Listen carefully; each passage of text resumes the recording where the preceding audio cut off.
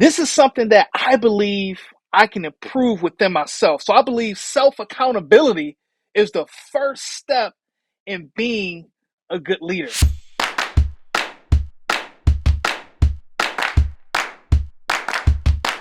Welcome to the Speaking for Profit podcast. My name is Evolve Benton, and today we are talking about the power of emotional intelligence and how to have conversations with organizations around leadership. We're also going to talk a little bit about how you can support young Black men with being successful. And my guest today, Christopher Scott, is not only successful, but just so intentional about the work that he's doing as a speaker and a consultant.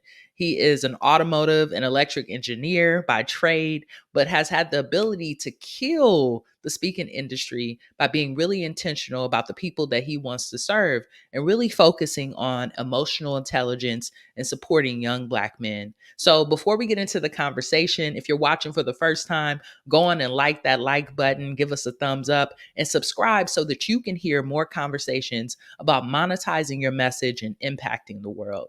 I'm really excited about today's conversation because, as you all know, my folks, Black folks, are dear to my heart. And I know that Chris, our guest for today, also has that intention. I really believe that if we're able to lead with leadership and lead with emotional intelligence, we can do so much healing in the Black community. So, Chris, welcome to the show. Welcome to the space. I'm excited you're here. Hey, what's up? Thanks for having me, Bob. I appreciate that. No problem. I hope that intro was good. Was it good? Yeah, it was great, actually. It was. It was really good. Thank you. Yeah, man, it's been a pleasure to really get to know you and to see some of your growth as a speaker and a consultant. So I always start off these conversations, Chris, with where are you from and what brings you joy? I am born and raised in Detroit, Michigan. So I've been living in Michigan my whole life, born and raised in Detroit. I actually stay in a suburb right outside of Detroit. And what brings me joy is people. I am a people person to the core. I love to have conversations with people. I love to get to know who people are and really interact with people. So that brings me joy. That's a beautiful thing. And you are a dancer too. I remember you had posted for a video of you at your wedding, and I was like, I didn't know that Chris was out here with dance fever. So you the one where we'll be at the family reunion. You gonna be over there doing the line dances, right? Oh, that's right. I love to dance even from when I was younger. I love dancing like hip hop and ballroom dancing. And we have another dance style, which is similar to Chicago footwork, and it's called Detroit Jit, right? And Mhm. so when I was younger in high school and stuff, I used to do a lot of talent shows and things like that. In college, I would come to the parties and jit. So I love dancing. It's just that is another thing that brings me joy is actually dancing and having a good time. Definitely. Thank you so much for sharing. So let's talk a little bit just about, before you started with Speaking for Profit. I know that you were trying to do this speaking thing for a while, right? Like you had been through a couple of programs. You also like were trying to do it on your own. And then all of a sudden, and not even all of a sudden, Chris, because you put a lot of seeds into the ground. That's what I'll say Mhm. about you, right? You were out here Right. planting a lot of seeds. You start having a whole lot of momentum. So for the folks that are watching who might be like in a really serious profession, because I think being an engineer is something that's super powerful, Mhm. but they want to be able to impact the world. What really worked for you, and what do you think gave you the momentum to be booked and blessed as you are right now?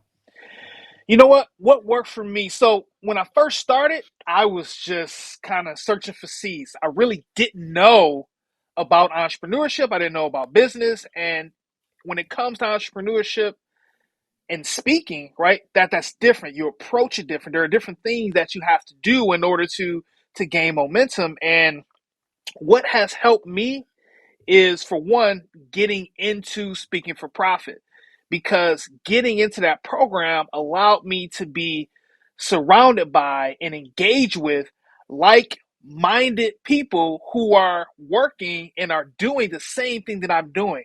So being able to get that community aspect, right, of speaking and entrepreneurship really helped me. And I believe also inside of the group, one thing, one area where I believe I was lacking was proper messaging, right? Another area that I felt I was lacking was I wasn't using LinkedIn the way it should be used, right? When it came to my speaking business. And so being able to come into the Speaking for Profit program and being able to ask questions at coaching, being able to specifically go through messaging, right? And messaging sequences and getting feedback from you as a coach and also getting feedback from other members of the community, that helped me to really make my messaging that much better to the point where now I was putting out messages that were actually getting the attention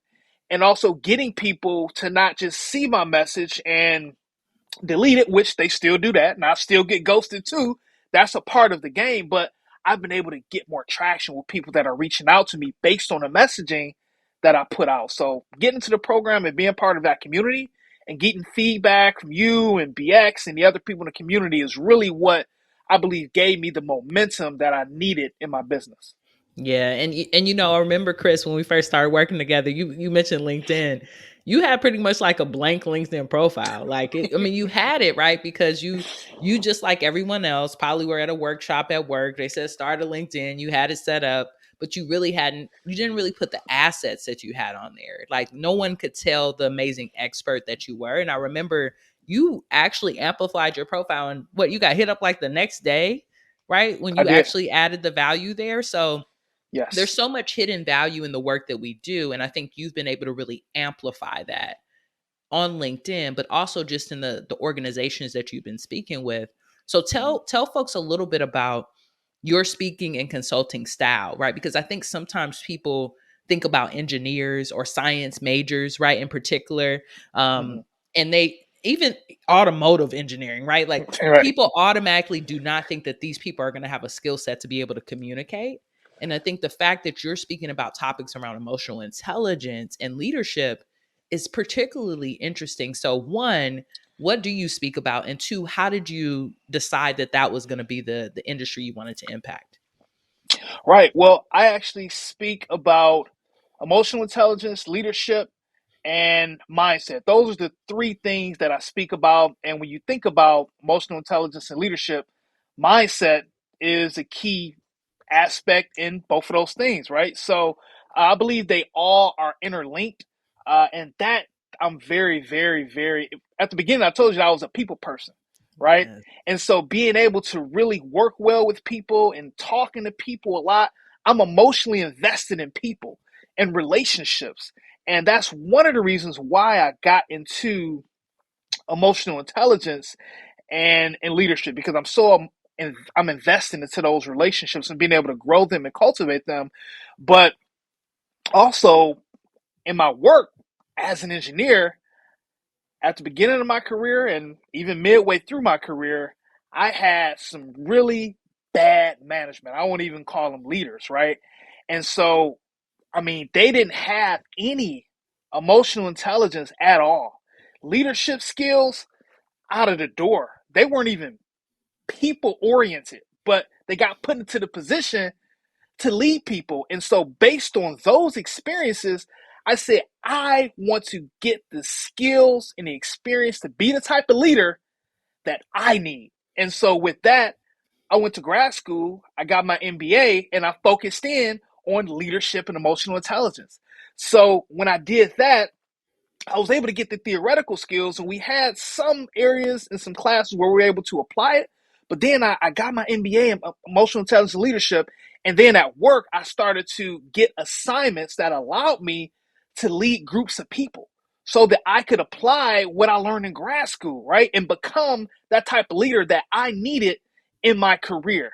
And that's what really got me into it. I had some bad leadership, no emotional intelligence. I said, yeah, okay, let me look at what they're doing, not do that, get the skills and experience to be able to be so much better. And I've been blessed to be able to get into positions leading teams of 20 and 30 people. I actually, at one point in my career, led a team of over 100 people.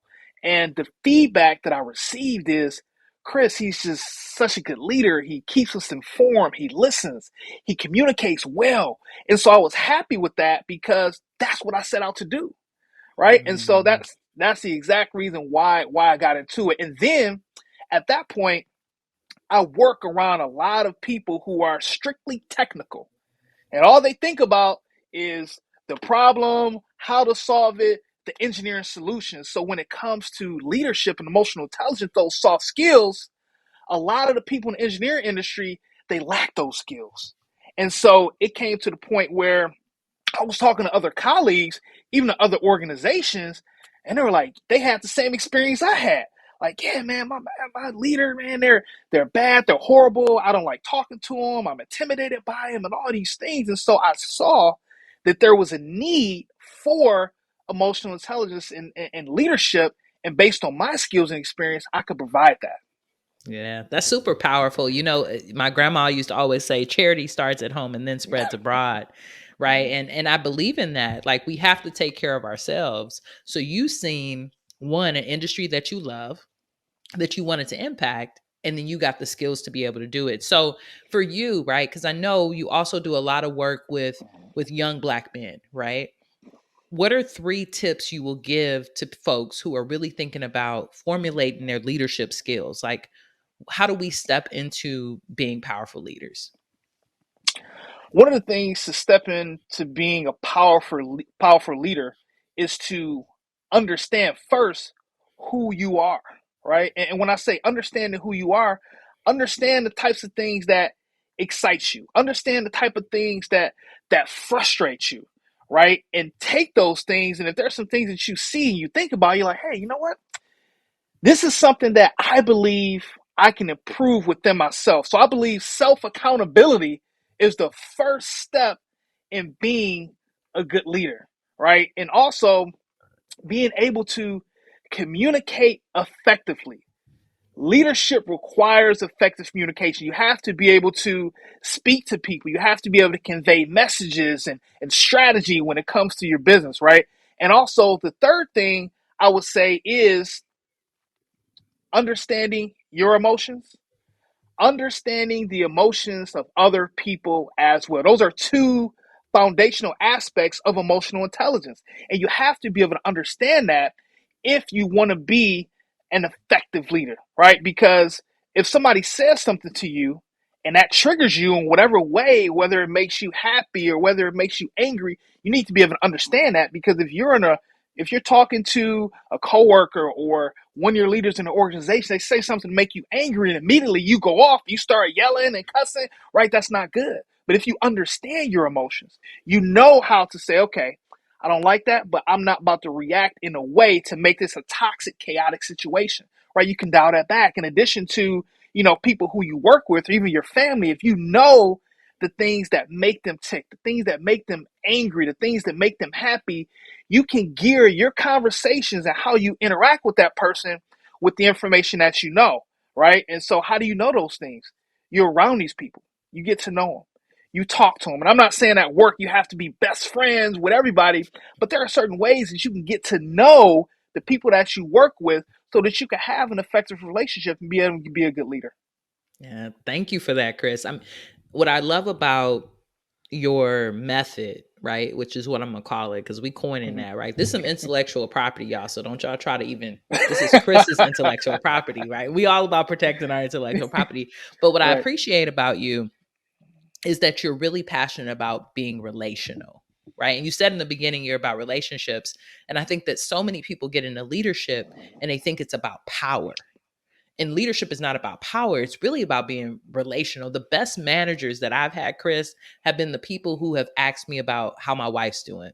The people who have asked me about, how am I feeling, right? Like the people who really know me, not just know me as the worker bee that I can be. And to be honest with you, I've been more productive in those environments. Those are the Mm. managers that I'll come in for a weekend for, or I'll get there early, right? And even my wife, I remember my old boss, shouts out to Do Quinn, when I was working at the medical school, I would go and do anything for Do Quinn. Like if my boss called me like on a Sunday and was like, "Yo, I need help with this," because I knew that she had my back. And sometimes my wife would be like, "You too dedicated to this job," but I'm like, my boss is almost like my best friend. Like I know that if I'm able to like continue to support her, she's going to continue to support me. So it's just so important. So Chris, during COVID, we seen a lot of leaders just, I mean, bail out, leave.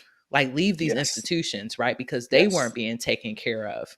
Hmm. So my next question for you is, when you go into a workplace, let's say we're just going to do like a case study, right? And I know you know Right. that Okay. as an engineer, but you go Definitely. into a workplace that's full of turmoil. What are some things that you do to make sure that you're able to really help them move past that? Well, one of the first things that I do is we sit down and we talk about what reasons do they believe the workplace is what it is, right? Because when things don't go right, we all have perceptions about why things aren't going right. So that's the first step, is actually talking to them and say, hey, why do you think this is? Why are these issues happening? Why do people feel that the way that they feel? And then once you get that on paper about what they think, then it's time to actually go and talk to the workforce and get how they feel and why they feel the way that they do, right? I think it's important to gather communication and feedback from your workforce, because that allows you as a leader to be able to shift through and figure out what's going on and being able to address it, right? And there are a lot of workers at organizations where they don't want to, obviously they don't want to get their name because they're thinking about retaliation and retribution and things like that. But there are ways that you can collect that information, because if somebody's upset, they're going to let you know, right? And if they can do it, anonymously without their name, once the leadership gets that information and they're able to see trends in the data, then they can start to implement ways and address it, and also allow the workforce to have a hand in them addressing it by saying, hey, you guys, do you have some ideas of some things that we can do in order to help out problem A, right? And people definitely have a lot of recommendations. Yeah, this is what I think. I want this. This would be better for me. And you can gather that data, and based on policy and all those types of things, funding, whatever it might be, you can work to help to make things better. So finding out what the leaders think. As a leader, why do you think this is happening? Okay. And then going to the workforce, why are you feeling this way? Why is this happening? And then being able to get that data, and then being able to work with the workforce, and as a leader develop action plans in order to address what is the fallout. Why is the environment toxic? Why is there chaos in here? Thank you so much, Chris, for giving us those steps. I hope y'all taking some notes, right? Because I know some of y'all might be at some workplace environments, or you might be creating those environments, right? Like you might be an entrepreneur and a CEO, and maybe your team is not performing the way you want to. Sometimes that's because you're not being relational enough. So, Chris, let's talk about a little bit about balance, because you a frat brother, you are a dad, you're a husband, you're an entrepreneur, you're an engineer. How do you hold it all? Like, what are some key steps that you'll give folks around being able to balance all of the different roles that you might have in the world? So one of the key things I would tell you about being able to do the things that I'm able to do, definitely time management is key. That is key. That's one of the top things, but also self-care, right? And so when it came to me and time management years ago, I was very bad at it. Evolve. I tried to remember everything I had to do because I have a fairly good memory. So I was trying to remember everything. I was writing down little notes and stuff if I need to, but I'm like, you know what? I can remember that. And that didn't work out, right? So I was stressed out. I was overwhelmed a lot. But what I started to do was I started to write down my to-do list. So at first, my to-do list was 30 things a day that I was looking to check off every single day. Okay, this. What I That sounds so realized, overwhelming. it was very overwhelming, because what I'm realizing is that even if I check those 30 things off, which by the way, I generally never got to all 20 or 30 things. Even if I would check them off, I would find that they weren't moving me to where I wanted to be when it came to a particular goal. And so I had to change the way in which I manage my time. What does that mean? That means each day, if I have, say, a goal for the week or a goal for the month, I break that down into things that I can do per day. And when you break it down, I put it on a to-do list. I had to put a time block to it, because without a time block, then that one thing I'm working on, shoot, I might work 2, 3 hours on that thing, right? And so that got me off of my schedule a lot because I would put things down, but it was no time block. So I put down the time block, and I use the Pomodoro method, right? So I'll put down something on my list. I might have just a total of 5 to 6 things maybe on my list, and I will work on each one of those things for 25 minutes. I will set a timer. And once that 25 minutes is up, then I'll get up. I will go and take a break, whether it's walking, whether it's doing some type of meditation, and then I'll get back to it. So, having a schedule definitely of what to do, making sure you write that down, putting a time block on those things, right? Getting in some self care in between those breaks, right? Those are a few key things that have helped me to be able to manage the things that I was doing, and make sure you set goals so you can definitely break them down and be able to manage your progress along the way as well. Yeah, I could tell that you're very like you got it together because I want folks to know they're watching this. Number one, hire Chris if you haven't already. But when you come to a coaching call and you're like, okay, I give you a deliverable, and I'm like, yeah, Chris, let's work on this. Can we get it done by Thursday? You always pause and be like, wait, let me look. And I know you looking at your time block and you like, you know what? Friday probably will work a little bit better, but guaranteed, Chris, if I go on Mighty Networks in our community, you going to have it up on Friday. And I think that that's been the other thing that's been a part of your momentum. You're able to take the feedback and actually implement it, right? We have so many people who are very informational hoarders, but they're Oh, not going to yes. implement and move it forward and move into action. So I give that to you as a compliment and something I'm Thank working you. on. I learned something today, like about the time blocking, and I'm going to try to establish that in my business as well. So I want to ask you a little bit about, I know you talked about the community and speaking for profit and how it's really helped you. Let's talk a little bit about how people should prepare, right? Because this Mhm. interview, people are watching and they're like, yeah, Evolve's cool. But if they want to step into this space, what are some things that you maybe wish you would have known to prepare you to be in the environment and to really commit? Because that's what we're asking for people. I think a lot of people think we're asking for them to like commit to us, but it's really a commitment to yourself, right? When you say that you're going to be a speaker and consultant. So maybe what are two things that you can advise people who are considering joining us on this amazing journey? I would advise people to come in with an idea about what you want to do. I think that's very, very important. I know there may be some people to come in like, I have no idea, and then you want the community kind of help you to scale it down. But if you can ahead of time, just figure out what you're good at, you know, maybe an idea about who you want to work with. I think those two things will help you get a great foundation and actually working with the group, right? Because those are two key things in business, right? What are you going to talk about, right? Who are you trying to help? What problem are you trying to solve? So if you can have those things, I think as an idea, at least a starting point, I think they will help you definitely in a group. Definitely. That's a great point right there. So Chris, let's talk a little bit about you, right? Like you've got this amazing business, you're consulting, you've been doing some speaking opportunities. The last couple of years, you've had ups and downs when it comes to the business, but I think the last few months you've spoken a lot. One, what was the most exciting speaking opportunity that you got? And two, what's the biggest bag? Because people always want to know a little bit about the money. And I'm always trying to educate people that this is not something you have to do for free. So I think it's important that people know we getting paid for it. Exactly, no doubt. So I believe that the most exciting opportunity that I got a chance to do was for this organization called the Corporate Council for Men of Color. Right. And so they have different components to a corporate council for men of color, corporate council for women of color. And I got to talk about career progression, right? And how to progress in your career and some of the things that you could do. And they actually flew me out to New York, right? They flew me out to New York, first class. And Oh, fancy. yeah, You was yeah, right. Stay fancy. stayed at a really nice hotel right in the heart of New York City as well.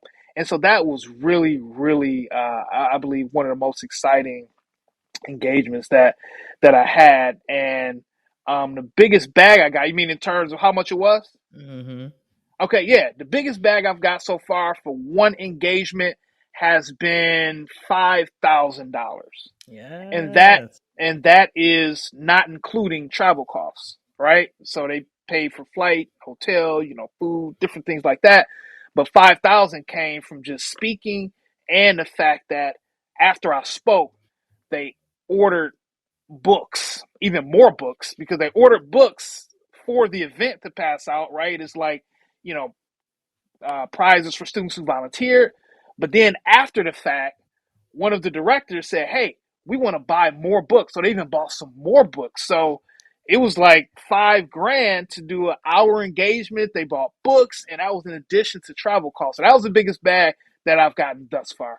That's really exciting. And you know what, folks? We call that the icing on the cake in Speaking for Profit, because the powerful thing, Chris, and I don't know if you've thought about this about a book. Mm, Yes, it's the money. The money is great.